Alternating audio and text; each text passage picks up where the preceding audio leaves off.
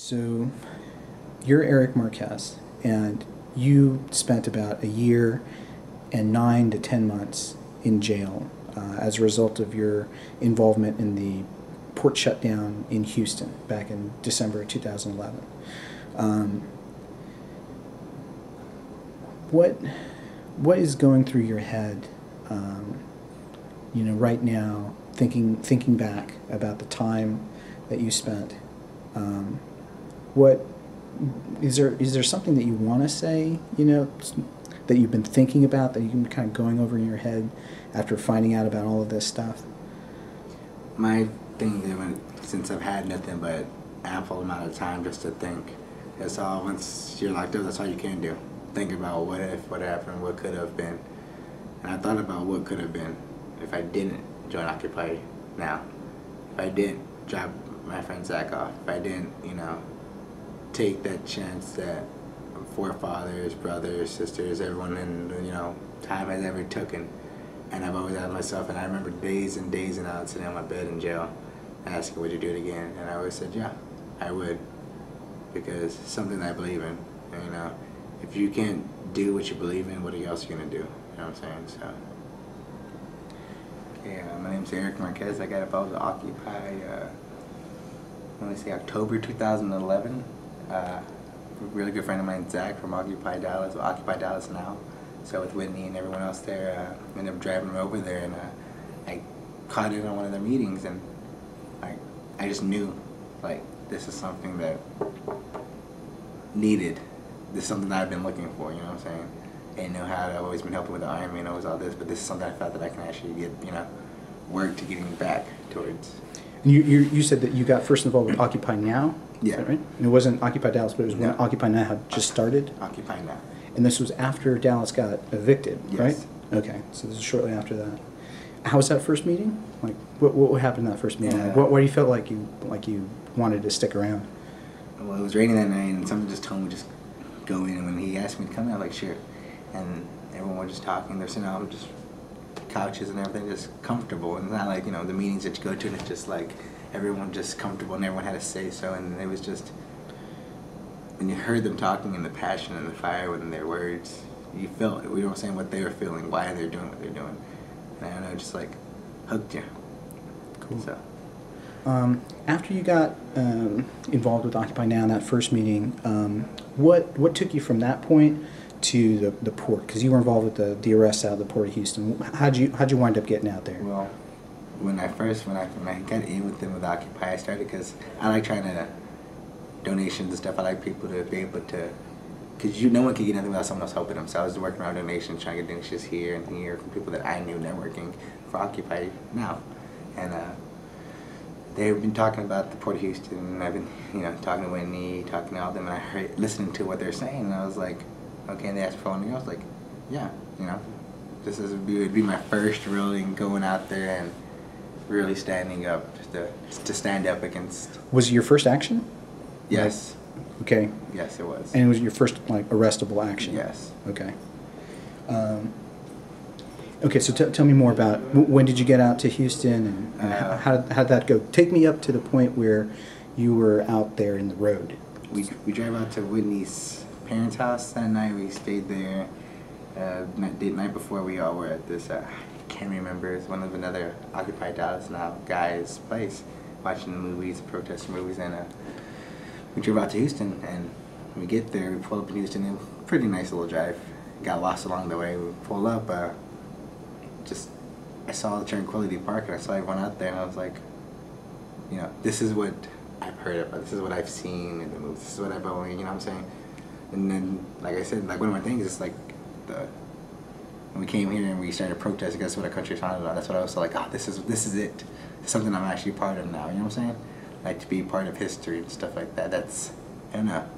And so we got out there, they're showing me everything, their little setups, their network, their computer guy, all their PR people, and just everybody else, meeting everyone. That's the whole thing, meeting all these different kind of people from everywhere with different personalities, all with the same goal of, helping the next man out. And just something that I like, something that I've been looking for. We drove out to the Port of Houston. We met at this like little park outside of the Port of Houston, like a mile down the road on the highway. Pulled in there, and we were all getting situated. And they came and just like dropped us off, took the highway, jumped off the exit part, did a U-turn and dropped you off, and then went to go park the cars. So we ended up right there. And I remember when I got out the car, it was like, wow, all the police officers, all the news cameras, the horses. It was like Chicago in the 80s. Mm-hmm. I was like, you know, this is just someone of how they felt. You know what I'm saying? Not even completely how they felt, but this is just somewhat how they felt. And we went there, we started chanting, talked to the news reporters, and we had it set to where whenever we had the first group of guys to go who were just locked arms, excuse me, and they were going to go and just lay down in the front to distract so we can go, and then all of a sudden it just turned into like a mass sprint for the exit ramp, and the cops were following. It was crazy. Like there were so many cops up there. I think the most ever been on police that much. There's a lot of cops out there. There was a lot. There's like probably 100 or more. And there's more than 100. I know that for like just everything out there. It was ridiculous. But it was to see all the people who was there. You know what I'm saying? Who weren't the police officers. Who was actually there to stand up. You know what I'm saying? Right. They may not have been in the road. They may not have been. They were on the signs. They were on the side. But they were there. You know, they were speaking out. And their video cameras and all that. So.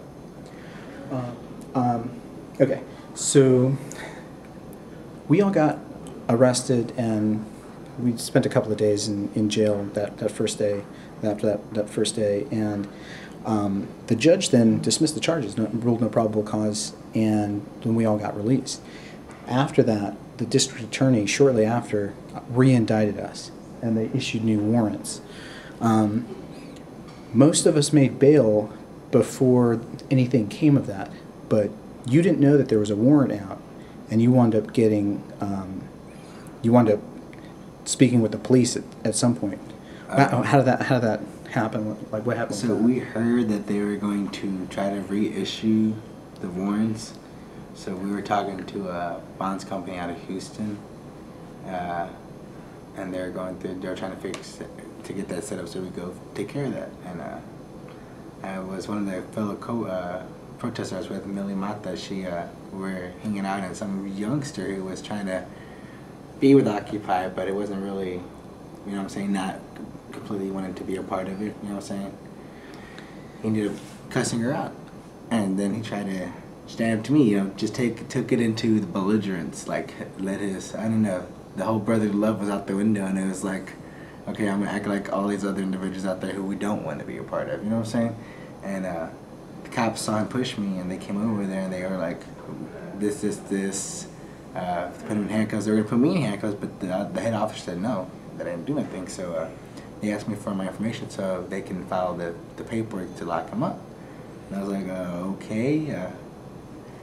You know, I was in the Tranquility Park, so I was like, I was just letting them do what they do. So I was sitting against a cop car, smoking a cigarette, and then all of a sudden he came back and was like, Mr. Marquez. I was like, yes, sir. We have a warrant for your arrest. And like, I was dumbfounded. I didn't.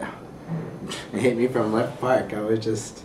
I just got out of jail. I'm good. We succeeded in what we wanted to do, and we're gonna arrest you right now. I'm like, what? I didn't do nothing. I just woke up in a nice day. Do you remember the date of that? Do you remember around the time that was? The 20th. Excuse me. December 20th. It was midday. December 20th. And then this is still 2011. December 20th, and that was 8 days after the Port of Houston. 8 days after the Port of Houston, and you didn't get out from that time until what month? Mid-August 2013. Mid-August 2013. So that's somewhere in the range of a year and 9 to 10 months. Now, everyone else was eligible to be out while we were going through the trial. Why were you unable to get out right away? When I came back from Iraq in 2010, since started in the Army, I was having problems, nightmares, so I started drinking heavily. And on one of these occasions, I became intoxicated, and I ended up taking a car that I don't remember. And the one that I did remember from that situation is that they're pulling me over, and I got pleaded into signing for probation. And so at this whole time period, I know I had signed for probation, so they were still holding that over me, through the whole Occupy thing. So whenever I caught this Occupy charge for manufacturing a criminal instrument, I couldn't bond it out because I had another charge in another county, and the judge didn't want to come off from removing the bond. So it took a long time for lawyers in multiple cities to get the bond lifted. Okay, so you go in December 11, and it's not till June, July 2012 that you're able to finally get this bond option. And it was 50 grand originally, and then after the judge found out about the detectives, the undercover detectives being involved, she dropped it down to 35,000.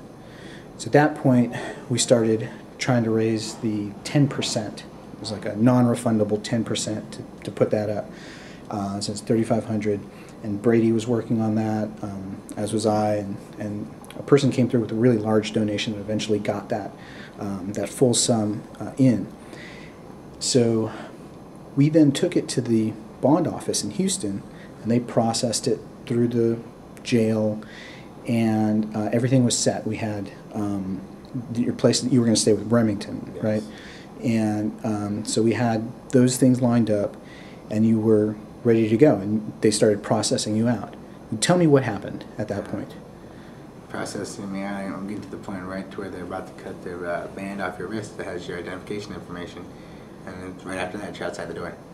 And when she put the scissors to the band, she was like, "Mr. Marquez," I was like, "Yes, ma'am." And she said, "Hold up," and she's like, "You're not going nowhere.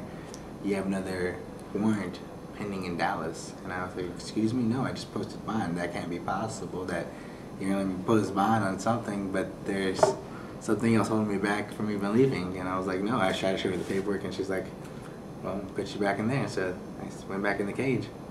You had already been changed out. You had already were in your street clothes, and they were going to cut off the. There's like a bracelet. Yes. Okay, and that's like the last step, right? Yes. And it was at that point that they told you. You hadn't heard about it until that moment. So like a few feet from the door, basically, like literally a few feet. Is that right? Yeah. So okay, so that happens. You go back in. So after they were almost about to release you, and they told you had this new charge, you went back in, and then shortly after the police from Dallas came. Is that? Well, no, I sat there for, I would say, a few days, and then all of a sudden they're like they're supposed. They said they have a certain amount of window time for them to come get me, and if they didn't come get me in that amount of window time, then I had to be released. So I was like, okay, it's the last day, the last hour. Dallas doesn't come, but Harris County police officers shotgun me up and take me to Dallas. Oh, it was Harris County police Yes. officers. Yes. And when they called me out to put on the shackles, I didn't think I was gonna put on the shackles. I was like, okay, I made it. I mean, I can finally go back out now. Okay, they're Dallas and I come from, but no, they again came from somewhere out of nowhere and just said, oh, we're gonna take you ourselves. I was like, okay. There's nothing else I could do, so I just had to go along with them, So at that point, you went to the Dallas County Jail? Yes. Okay. And so when you got up there and we found out that they were taking you up, I had called the court-appointed attorney that they got for you in Dallas. And from what I understand of this new charge is that it was filed as you were being processed out because it was within the statute of limitations for the district attorney to do that. That's what I heard from your court-appointed attorney at that time. And that charge just went away, right? Like that, nothing ever came of it? Is that?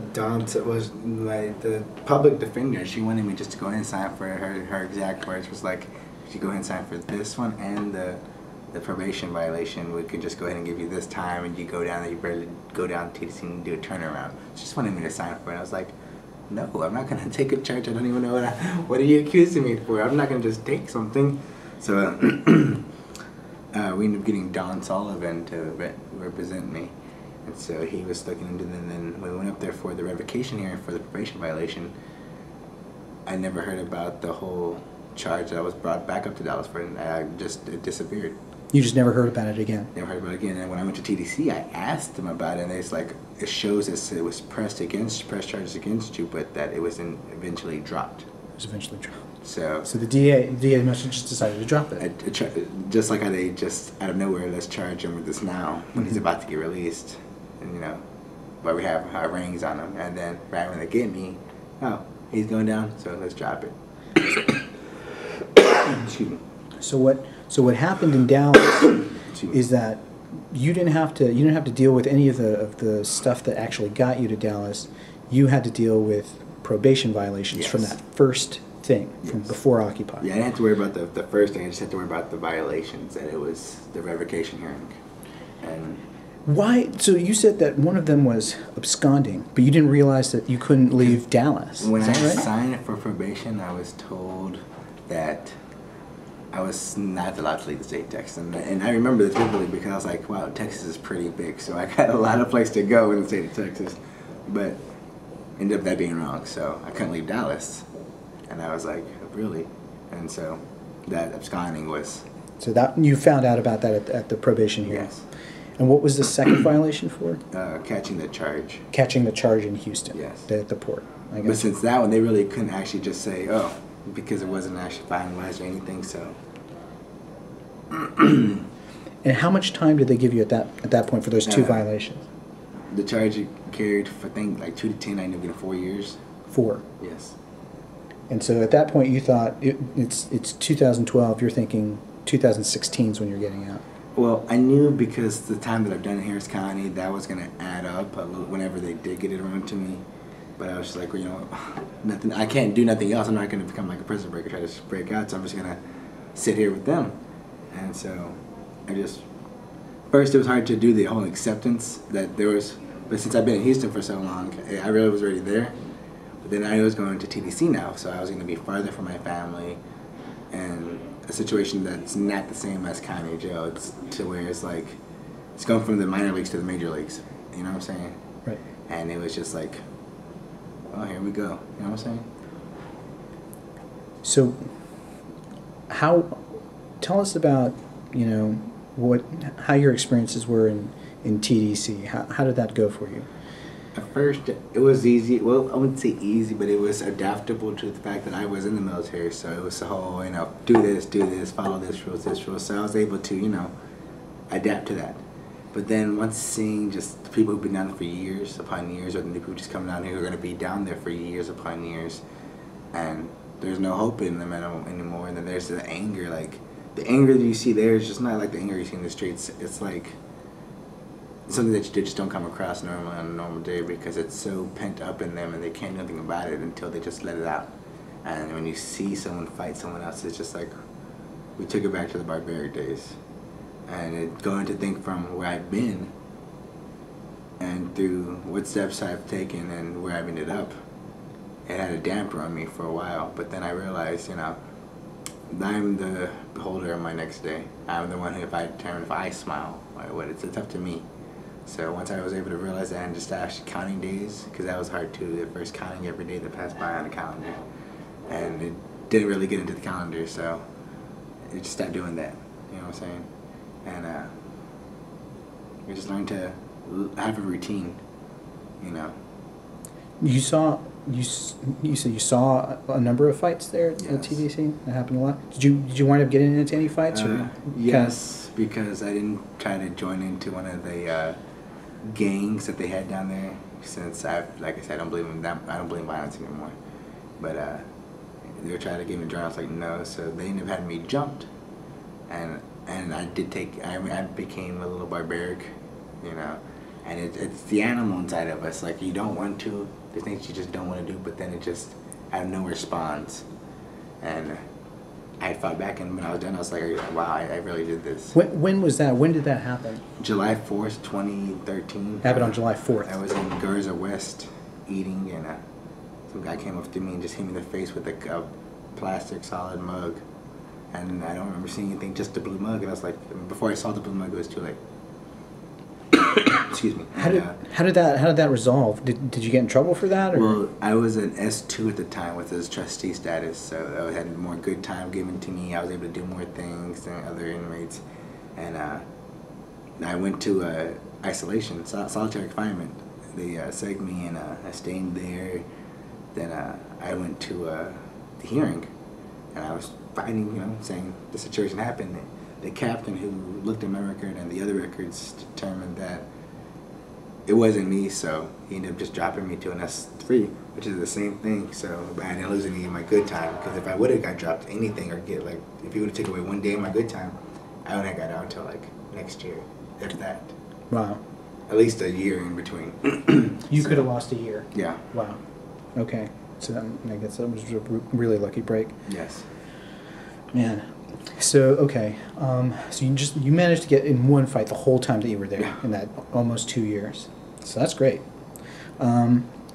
You described how they kind of moved you around when you were in jail. How many jails do you remember going to? Counties and TDCs. Dallas, Harris County, Abilene, Texas, which is Middleton, El Paso, Texas, which is Sanchez, Beeville, Texas, which is Garza West, and Walls out of Huntsville, Texas. And that was because they had to transfer you back to Houston at some point? When I went to go back to for the manufacturing criminal instrument, they had to transfer me from El Paso back down, so I go all the way down from El Paso to Abilene to Huntsville, to Harris County. And when I come back, after we were all said and done, they put me back in TDC, so I had to wait for them to come pick me up, which was about a month. When they finally came pick me up, I was, excuse me, transferred to Beeville, Texas, another facility down south. And then that's when the incident happened. And then I get transferred again, back all the way up to El Paso again. And then out of the blue, they just said I was released, and they transferred all the way back to the Walls unit. Did they give you a reason? They said, well, you've served, you've had plenty of good time, well, and you have with my good time and everything, and I guess they just came across my paperwork, and I was like, you know what, the way he's performing and the time that he has in his charge, and they were whatever their senses came to, decided to release me. I didn't know about this until they were marking an X on my chest and saying you're released. I was like I was shocked, because I was like, are you serious? Where's the cameras? And it's just it was not really believing. You know what I'm saying? They marked you with an X, on your chest. On the white clothes, because we were all white. Uh-huh. So I had this white on, so they just came up and marked an X, and I was like, what's this for? I had no idea, and just oh, that means you're out of here. I'm like, huh. And I'm telling you, I was like, someone pressed pause on my player, and I just had to intake everything what he just said. How did you feel when you finally got released? Who came and got you, or how did that go? How did you feel? When I got released, they actually did it kind of really fast, because by the time we got to Huntsville, Texas, the bus had just left, and they thought I was going to make it, but I missed the bus to Dallas. So I had to wait around about a couple of hours, but I sat there and took a Greyhound bus from Huntsville, Texas to Dallas, Texas, and my conditions for my parole were that I had to go to a halfway house. So it was like I was free, but not free. So I was free for that second until I got to the halfway house, and then I was back in. So they released you from the facility and then took you to a Greyhound station? It's like I could throw a rock from the building to the Greyhound station. Oh, okay. It's so you just walked across, yes. And then they bought you the ticket? Yeah, they had the ticket already purchased. They had the ticket that I give to the Greyhound, and they just... And then from that point, you went to a halfway house in Dallas. Yes. And that was part of the terms of the probation. Yes. How was that? The whole facility, the way it was unprofessional, the way they try to just... You're so close, and your goal is to become a productive citizen of society, which they want you to do. But what they throw at you, you can't do this. You have to be in right here. If you want to be able to go out next week, you got to fill it out 2 weeks in advance. You have to fill out schedules 2 weeks in advance to tell them what you're going to do, but you don't. Who knows what they're going to do in 2 weeks in advance? And everything was just. They wanted you to feel that they had a thumb on you. You're under their thumb. It was like almost like jail again. And that's the whole thing, because that they still hold you. If you were to mess up anything, they can put a warrant and have you rearrested and sent back to TDC. So you had to do what they said. You had to listen to them, but it's just you're just so close, and it's like you diminish your flame just flickers a little bit like going out, but it just still you know what I'm saying, still lit. So when you first found out that these undercover detectives were the ones who actually built the lockboxes and provided them to the action, what did you think when you first heard about that, and like the time that you had spent, and what was going through your head? Thinking that I got over by a police officer. A cop just set me up and put me in jail. Like everything he had worked out for him. Like it was perfect. But because everyone else was having all these small misdemeanor charges, and mine was ours who did have lockboxes, boom, felony. And I was like, wow. Just like that, a human being can easily, willingly manipulate stuff to have it to where another human being can end up losing a lot of his life in a situation to where he gets locked up and incarcerated. And I was just flabbergasted, because to really want to do that, you know what I'm saying? It's not like if you had someone who accidentally did something and then something like that happened. No, this guy these people purposely set this whole thing up to make sure that we all get locked up.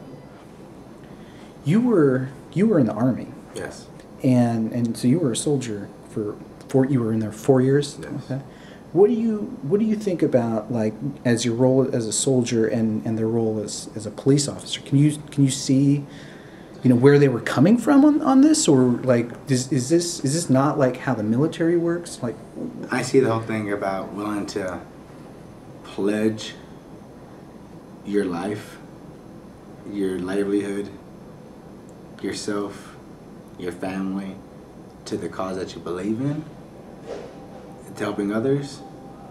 But once it goes past the helping others into manipulatively setting yourself up for personal gain outside of helping others, that's where it just becomes rational, because you lost point of why you're doing it.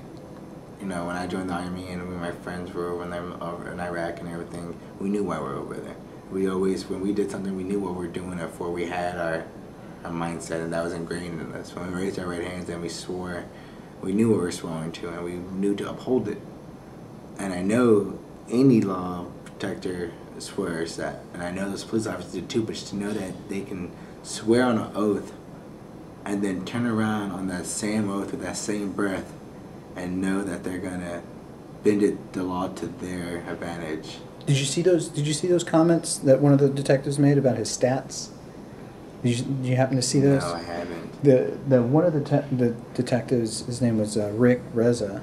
He wanted to make sure from his commanding officer that he was going to get credit for the felonies and the misdemeanors, to put those on his stats.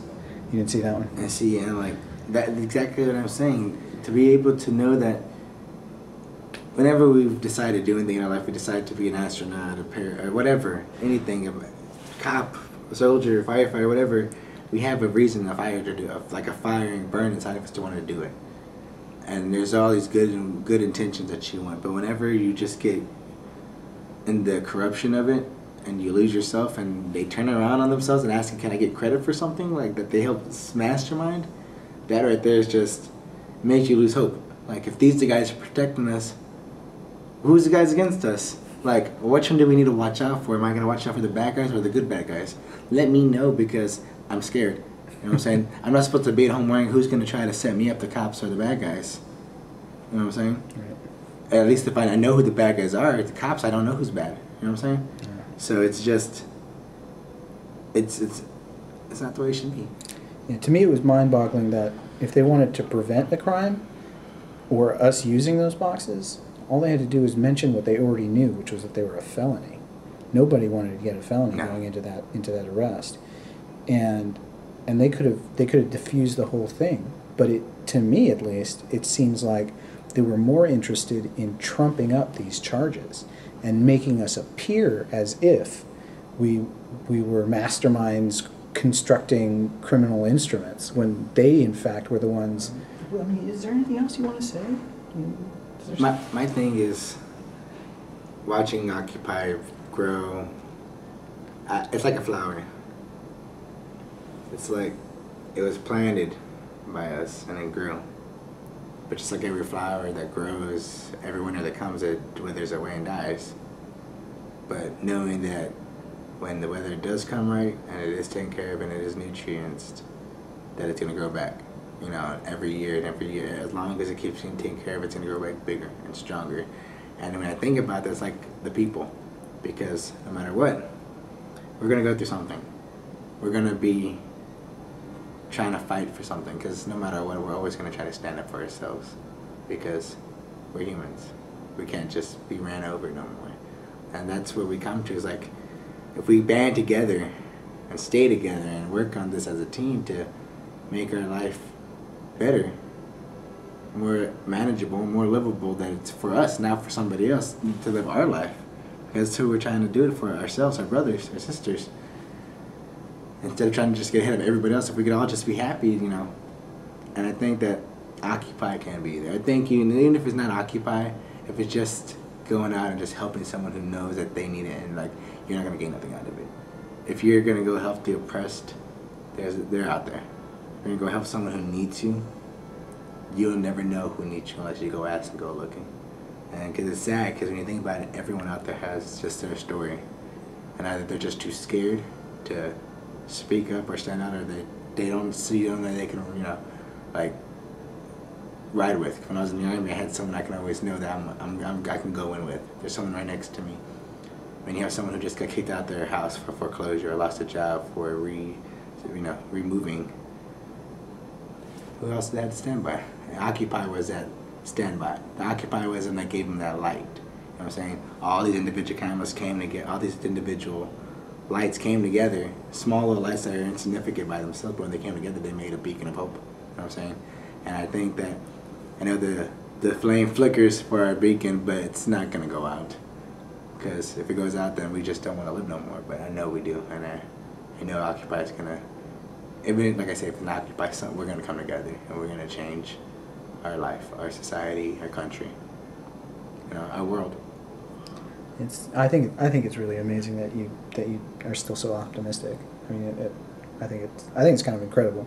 I mean, you've gone through so much, man. You really have. So that's really cool. That's kind of it. Where are you now? Where are you? You know, in your story. What part are you in now? Like, what's in the future for you? My story. You know, I've been planning this for a year and 10 months, and it's just that, it's not that I want to be a millionaire, not that I want to be famous, it's not that I just want to be able to live. I want to be able to get, you know, everyone tells me no, so I want to say yes. They told me I can't get a pardon. I want a pardon. I want to get a pardon from the state of Texas to absolve me, because I did serve my country. I did shed my blood, my sweat, my tears for this country. And I know what I did was, you know, I've done wrong choices, but I know that there is good wills behind everything that I've done. And even if I did just mess up or some other things, that's not me. You know what I'm saying? I'm a good person. There's a lot of good people who just get judged for their one mistake that they make. Is that right? No. But who am I to say that? You know, we all decide our own things, our own face, and we're going to decide how we're going to treat others. Excuse me. But I want to get a pardon, because I've seen others do that, but then others told me, no, I can't. So I know that's one thing. I want to go to school. I want to get back and occupy. But not occupy, I want to get into at least something I know that's going to help. If it's, I haven't decided what yet, but as long as I know that me, myself, my standing up and going with my fist like this, I'm not going to be by myself. That there's going to be other fists like that too, in solidarity. And that I know maybe not myself is going to change the world, that someone I'm going to talk to is going to change the world, or someone, they're going to heard me tell somebody and they're going to come listen to me and they're going to be like, it's going to ignite the flame inside of them, you know what I'm saying? It's going to make them think they're invincible, because everyone's invincible. It's just, we got to find it in ourselves to be, you know what I'm saying? I can always see a shinier day tomorrow as long as I think of it like that. Right. So. Okay, I think we got it. I think we got pretty much what we need. I'm gonna cut it together. It'll probably take me. It'll be like the. Okay, we're gonna run take 2, but I need the dancers. Bring the dancers in. Bring the dancers in. Did you really just catch that on? Yeah, I did.